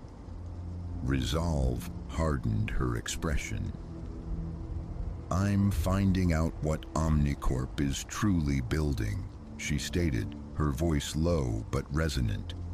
And since you're here, you ought to see it too. Hesitant, a knot of apprehension tightening in my gut, I approached. Evelyn turned the laptop back towards me. Lines upon lines of dense code scrolled across the screen, a language utterly foreign to me, yet emanating a palpable sense of gravity. This place isn't what it seems, Leo, she murmured, urgency threading her tone. The platform we're finalizing, it's marketed as advanced business intelligence. It's not, it's surveillance, on a scale that beggars belief. I squinted, trying to grasp the enormity. Surveillance? What kind? Evelyn drew a sharp breath. Total, ubiquitous. It aggregates everything. Social feeds, financial trails, networked cameras like yours, biosignatures, real-time tracking and predictive analysis for anyone it targets. Governments are lining up. Shadow corporations, anyone with the capital and the motive. The scale of it crashed down on me, a dizzying vertigo. This wasn't just corporate malfeasance. It was a weapon disguised as software, capable of dismantling privacy on a global scale. Why involve me? My throat felt like sandpaper. Her gaze met mine, direct and intense. Fear was undeniably present, but overshadowed by a fierce determination. Because I have the proof, but getting it out? They know I suspect if they intercept me. The unspoken consequence hung heavy in the air. We both knew the corporate playbook for silencing dissent. Every instinct screamed retreat, report a simple late-night worker, feign ignorance. But the sheer conviction in Evelyn's eyes, the desperate hope warring with terror, anchored me. I gave a slow, deliberate nod. "What do you need?" What followed was a hurried, whispered education in digital ghosts and corporate deceit. Hidden server farms coiled in the building's sub-basement, encrypted communications buried within mundane corporate memos, laundered payments flowing through untraceable offshore entities. The minutes bled into an hour, pulling me deeper into a clandestine world, ripped from paranoid fiction, yet terrifyingly real. The threat almost a physical presence in the room. We were so immersed, reviewing file structures, that the soft ding of the elevator arriving on our floor struck like a physical blow. Evelyn's head shot up, her face instantly bloodless. "They're here," she breathed, the identity of they needing no explanation. With frantic speed, she secured the laptop, snatching a tiny flash drive from its port. We melted back behind a bank of workstations just as the elevator doors slid open again. Two figures emerged, impeccably dressed in dark suits, their professional demeanor failing to conceal the hard lines of their faces or the subtle contours beneath their jackets that spoke of concealed hardware. "We have to move, now," I hissed. Evelyn nodded, her knuckles white around the flash drive. We began a stealthy retreat towards the emergency exit sign glowing faintly at the far end of the floor. Behind us, measured footsteps began methodically sweeping through the cubicle farm, their voices low, clipped, dangerous. "Evelyn, we know you're still here," one voice called out, deceptively calm. "Don't make this difficult, there's nowhere to go." In the suffocating dark, Evelyn's hand found mine, her grip ice cold but firm. I felt the tremor running through her, yet her whispered words were steady. "This has to get out, Leo. People need to know." We were achingly close to the stairwell door when my foot caught the edge of a misplaced waste bin. It skittered across the polished floor, the clatter echoing like gunshot in the profound quiet. "There!" a sharp command from behind us. Heavy footfalls pounded in our direction. "Run!" I shoved Evelyn towards the heavy fire door. We slammed through it and plunged into the echoing concrete well of the emergency stairs, taking the steps in frantic descending leaps. Pursuit thundered close behind, their polished shoes slapping against the metal treads. My brain raced, mapping the building schematics stored from endless patrols. The lobby was a death trap, but maybe this level. I yanked Evelyn through the door marked 3, praying my memory served. A fire escape bolted to the exterior wall, offering a route to the service alley below. We dashed through the darkened third-floor offices, the shouts of the men drawing nearer. I saw it, the window, the metal platform beyond. My fingers, slick with sweat, fumbled with the stubborn latch. It sprang open just as the office door behind us crashed inward. "Go, go!" I bundled Evelyn through the opening and scrambled out after her, pulling the window shut as best I could. The iron groaned under our combined weight as we started the precarious descent. Above, curses erupted as our pursuers realized our route. A sharp crack split the night air. A bullet ricocheted off the railing inches from my head with a vicious ping. We hit the asphalt of the alleyway and didn't break stride, Evelyn clutching the flash drive as if it were her own heart, which, metaphorically, it now was. The clanging pursuit echoed from the fire escape above. "My car! Around the corner!" Evelyn gasped, veering left. Seconds later, we were inside, engine roaring to life, tires squealing as we shot out of the alley, leaving Omnicorp's monolithic shadow behind, the city lights smearing into streaks around us. As the immediate terror subsided, replaced by a bone-deep tremor of adrenaline withdrawal, the full weight of our actions settled. We weren't just witnesses anymore. We were fugitives, carriers of a truth powerful entities would undoubtedly kill to suppress. "So what's the play?" I asked, my voice raspy. Evelyn's eyes remained fixed on the road, her grip strangling the steering wheel. "I know someone, a journalist, deep network, trusted. If we can reach them, get this data verified and released." I nodded, the unspoken perils clear. This wasn't the end. It was merely the end of the beginning.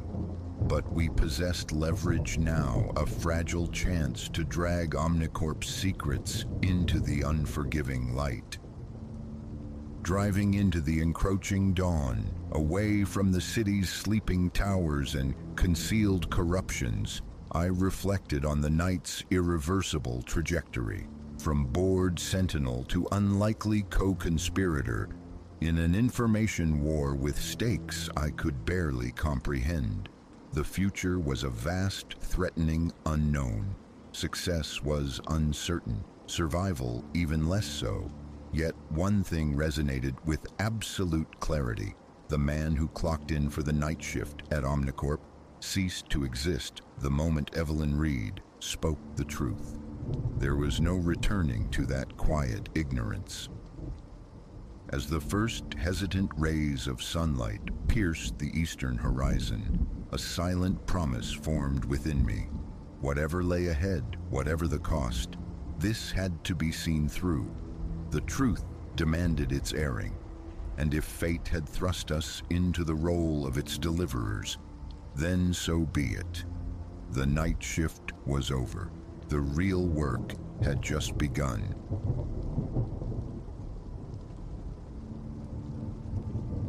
That deviation, that single departure from the charted course, it haunts the quietude of this sterile chamber. A mantra whispered in the gloom. I should never have turned. They suggest catharsis lies in transcription, the physicians with their placid smiles, so I commit it to paper, each remembered fragment precisely as the night unfurled it.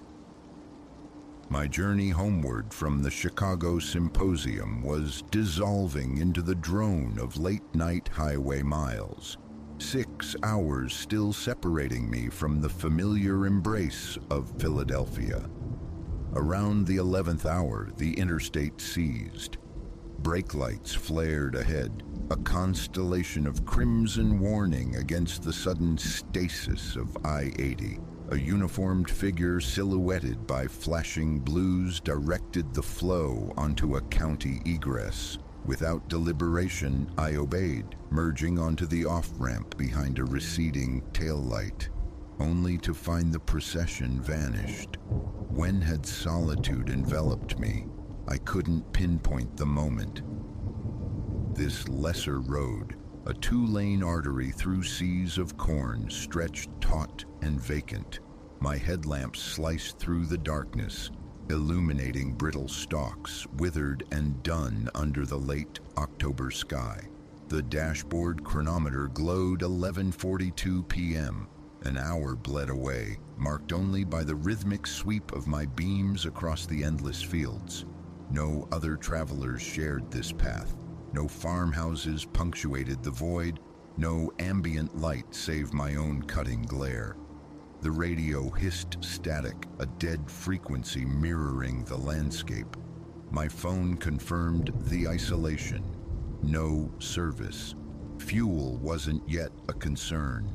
The gauge hovered near half, ample reserve for regaining the highway, wherever its concrete spine now lay. My initial pass by the derelict fueling station registered merely as peripheral decay, another roadside casualty swallowed by the vast indifference of the rural night. Pumps stood like rusted sentinels beside shattered panes. A faded Starlight Petroleum emblem hung askew, listing precariously. What snagged my notice was the adjacent mile marker, 237, an unremarkable number yet resonant. It matched my room assignment back in Chicago. 20 minutes dissolved into the rearview mirror. Ahead, another fueling station materialized from the gloom. Identical rusted pumps, the same fractured glass reflecting my lights. The Starlight sign canted at the self-same angle, and beside it, stark white, mile marker, 237. Curious, I murmured, the sound alien in the car's sealed silence. My gaze flicked to the clock, 12:47 a.m. Onward I pressed. The road refused deviation, a relentless vector through unchanging fields, darkness consuming what lay behind, promising only more ahead. At 1:23 a.m., the station reappeared. Mile marker 237. The Starlight sign groaned, a metallic complaint against the unseen wind. My knuckles whitened on the steering wheel. Fatigue wasn't the culprit. My senses felt preternaturally sharp. I hadn't drifted, hadn't succumbed to microsleep. The trajectory had been unwavering. This defied logic. My speed climbed, 70, then 80 miles per hour. The corn became a blurred palisade. I timed the interval with obsessive focus, eyes fixed on the unfolding asphalt. 17 minutes precisely. There it stood again, the station, mile marker 237. No! The exclamation tore from my throat as I slammed the brakes. Tires shrieked. The car slewed to a halt, engine settling into a rough idle. The wind whispered through the dead corn. I fumbled for my phone, desperate for the blue dot of Google Maps. Still no signal. With a crunch of displaced gravel, I executed a 3-point turn, retreat, follow my own path back. 20 minutes later, the station loomed once more, caught in the glare of my high beams. Mile marker 237. A frantic drumbeat commenced against my ribs. Cold perspiration traced my spine despite the autumnal chill. Reason warred with reality. Roads don't form perfect, inescapable loops. There had to be junctions obscured by the night, turns I'd missed. From the glove compartment, I retrieved a notepad, a pen, documentation, time, landmarks, anomalies, anything to map this spatial paradox. 2:15 a.m., past station, counted utility poles consistently spaced, roughly 100 feet apart. 2:32 a.m., station again. Pole count between iterations remained constant. 2:49 a.m., station. The Starlight sign continued its mournful creaking. 3:06 a.m., station. Registered a detail previously missed. A battered cola machine near the boarded entrance. 3:23 a.m., station. The same dented machine stood sentinel. The fuel needle now dipped below quarter full. Perhaps 3 hours of travel remained, measured in gasoline. My throat felt like sandpaper. Clarity was essential. I steered onto the gravel verge, silencing the engine. Profound darkness pressed in, amplifying the wind's sibilant passage through the corn. A flicker of movement in the side mirror. a density within the darkness. My head snapped around. The rear window framed only empty road and whispering fields. Then a sound, terse, insistent against the driver's side glass. Knock, knock, knock. My heart leaped. A face materialized inches away, ancient and weathered, framed by gray stubble.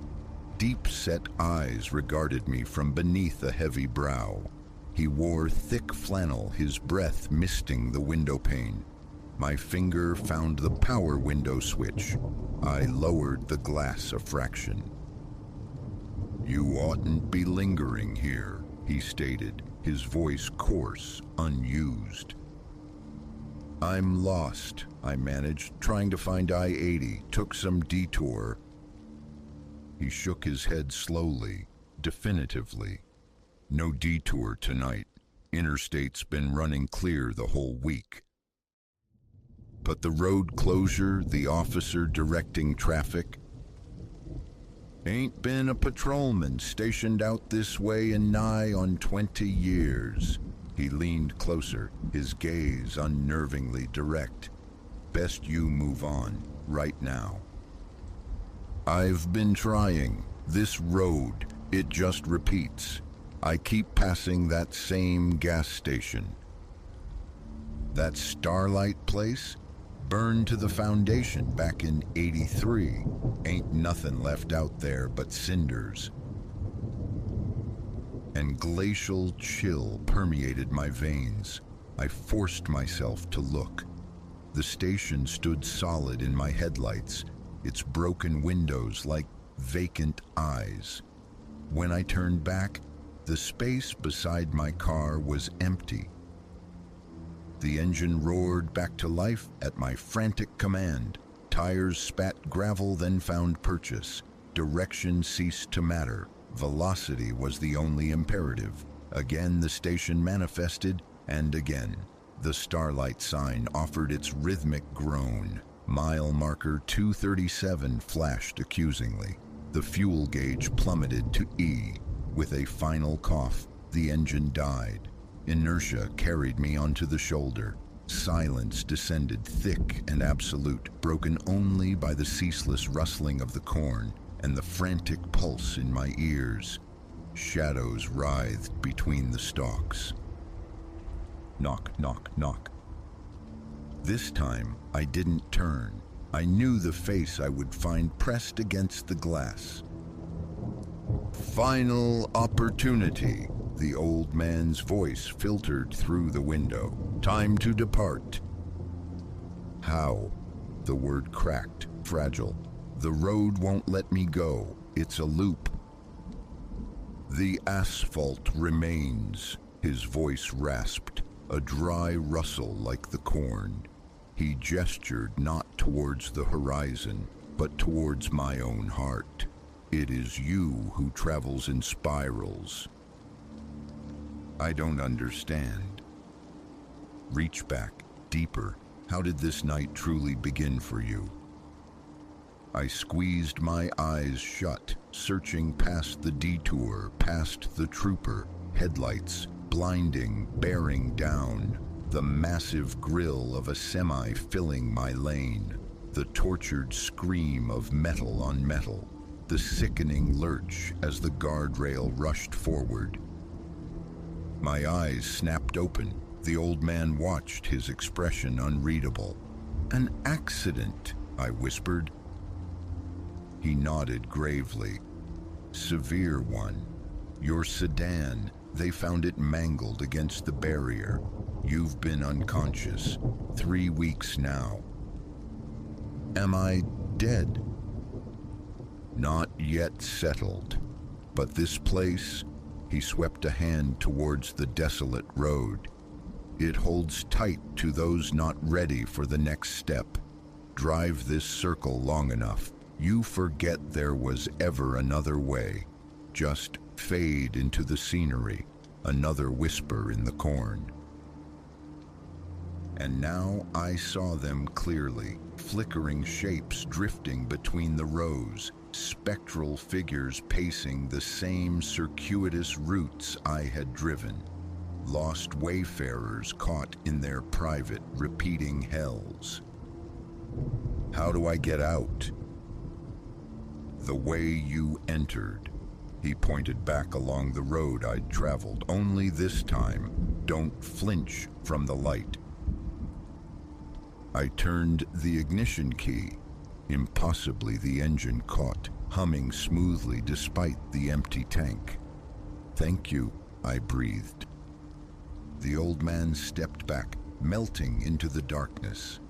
Farewell, son. Try not to find your way back here. I drove. One final time, the Starlight Station materialized. Mile marker 237 gleamed.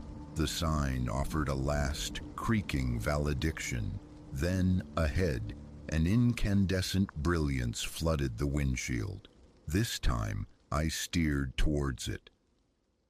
Consciousness returned amidst the beeping monitors and antiseptic scent of a hospital room. A miracle, the clinicians murmured, shaking their heads at my fragmented tale of the phantom road, the spectral station, the cornfield oracle. Coma-induced fantasies, they concluded, yet the truth resonates within me. Some nights, when silence descends, I hear the corn's dry susurrus, glimpse fleeting movements in shadowed corners, feel the phantom presence of mile marker 237 and the road that circles back upon itself. I avoid detours now, sticking religiously to the map. Lucky, they call me. Perhaps. But fragments of that night remain lodged deep. I ponder the old man, forever patrolling his desolate stretch of nowhere. I think of the lost souls still tracing their patterns in the fields. I wonder if, in some interstitial realm between existence and oblivion, a starlight sign still groans in the darkness, marking time until the next disoriented traveler finds their way. Mostly, I suppress these thoughts. Certain roads are best left unexplored, certain narratives best left unspoken. I tell myself I'm home, that I found my way back.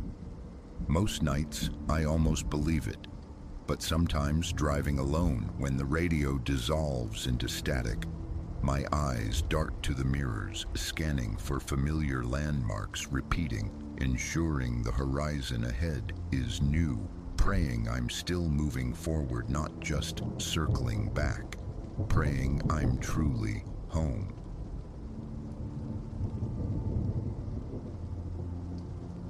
The first time my gaze fell upon the sigils, I dismissed them as incidental scars upon the timber, perhaps the idle carvings of some wayward youth, or merely the hieroglyphs of age etched by wind and rain.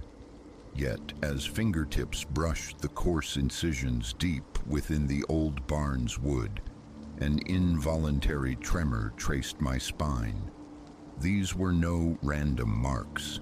They wove patterns, deliberate and intricate, and some primal instinct resonated within me, whispering that they were a sign, a caution we ought to have grasped.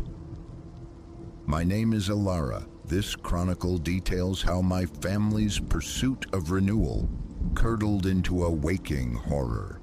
It commenced 3 months prior, when Julian, my husband, secured a position in a quiet hamlet nestled far from the city's clamor.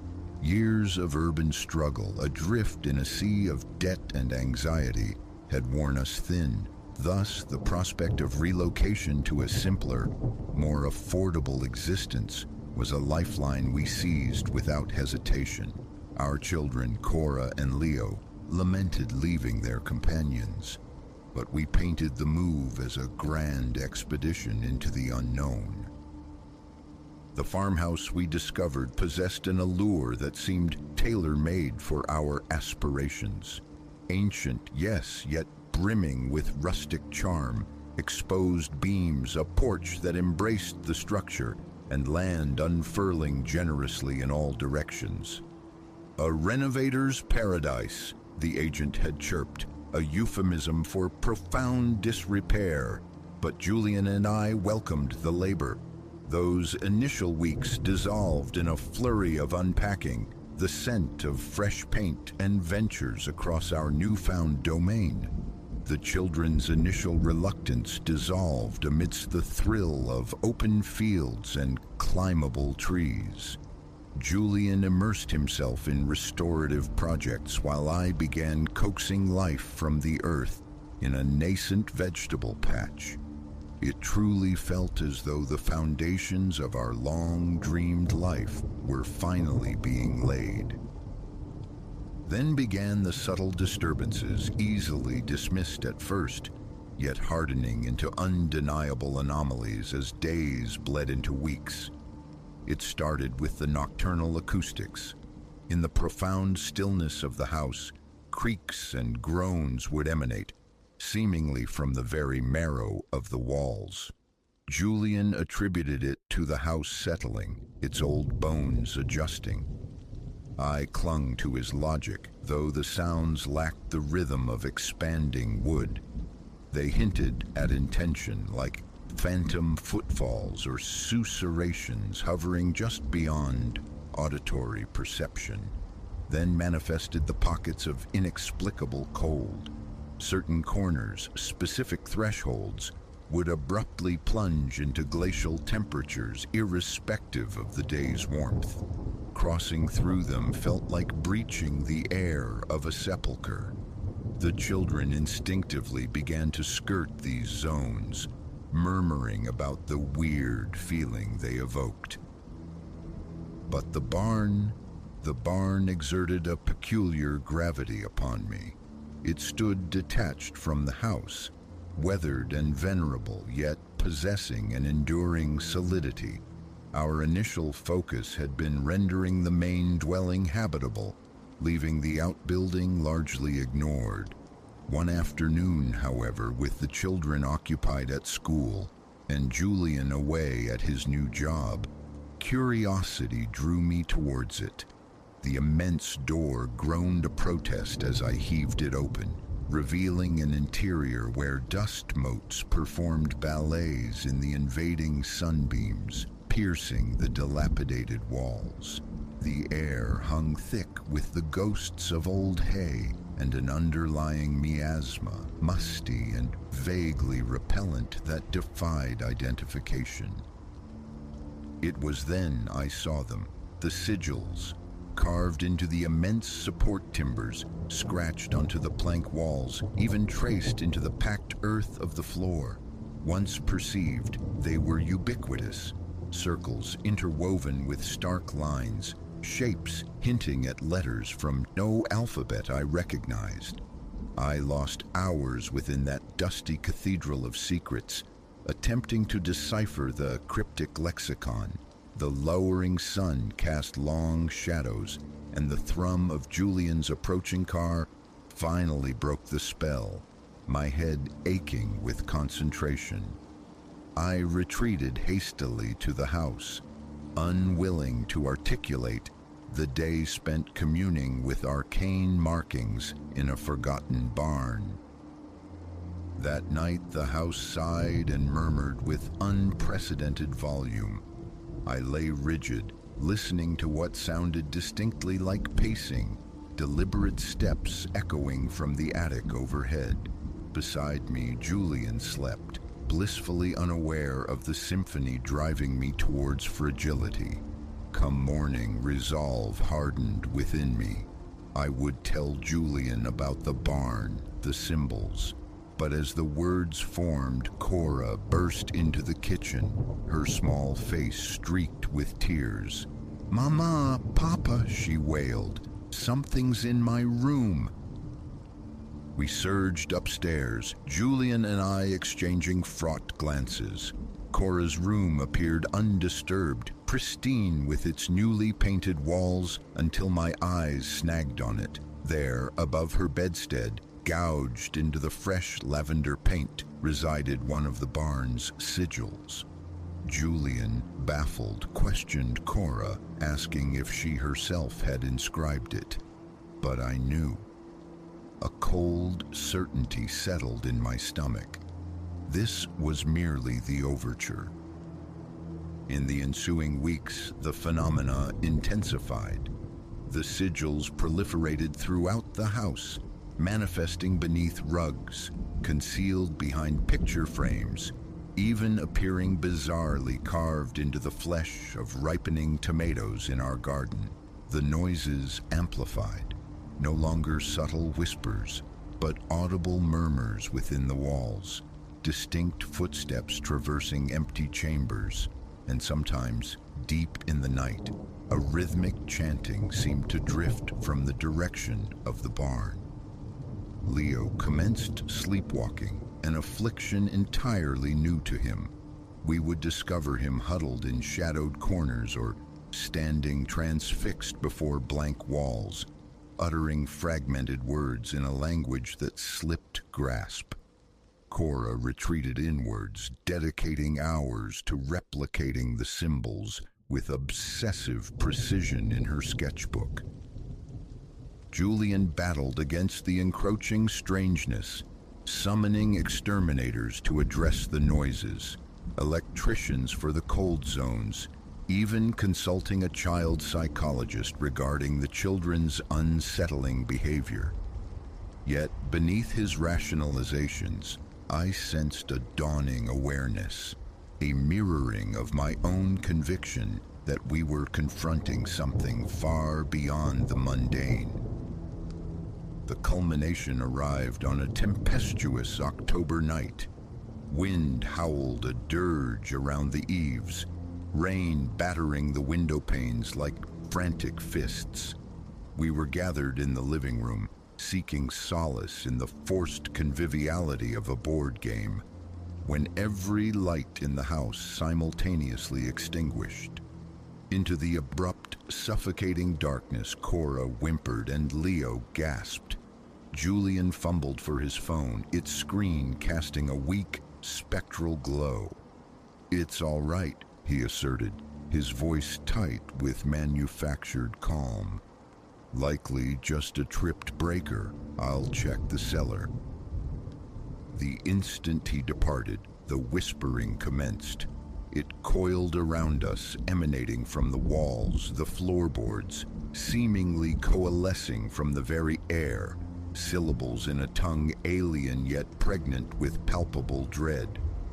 Cora screamed, her finger stabbing towards the window. There, starkly illuminated by a jagged fork of lightning, stood a figure, tall, skeletal, its limbs unnaturally elongated. It faced us directly, and though its features remained obscured, an intuition colder than the night air told me it was smiling. In that frozen moment, something within me fractured. I seized the children, propelling them towards the door, heedless of the storm's fury. We tumbled into the car, my hands slick and trembling on the wheel. As I wrenched the vehicle into reverse, Julian burst from the house, his shouts swallowed by the gale. But I didn't falter. I couldn't. Escape was the only imperative. Escape from that house, from the malignancy that had taken root within its ancient heart. We drove through the storm-lashed night, the children huddled and sobbing softly in the back seat. No destination guided me, only the desperate need for distance. Dawn was painting the bruised sky when I finally steered onto the shoulder of a deserted rest stop, my entire frame vibrating with exhaustion and the dregs of terror. As I sat there, adrift in the sudden quiet, attempting to formulate a plan, my phone emitted a soft buzz. A text from Julian. "Where are you? Are you okay? Please come home. We need to talk about this." Tears blurred my vision as I stared at the message. A fragment of my heart yearned to turn back, to confront the darkness consuming our home alongside him. but the larger part, the part seared by the image of the figure at the window, the part still echoing with those unearthly whispers, knew return was impossible. My thumbs tapped out a reply. "We're safe. I'm sorry, Julian, we can't come back. Not now. Maybe never. I'll explain. I love you." Then, decisively, I silenced the phone, ignited the engine, and merged back onto the highway. Our trajectory was uncertain, our future amorphous. Yet I understood we were fleeing more than mere bricks and mortar. We were abandoning a shadow that had nearly enveloped us, a riddle whose solution I increasingly feared. As we sped onward, the sun climbing, asserting its dominance over the night, my own reflection flickered in the rearview mirror.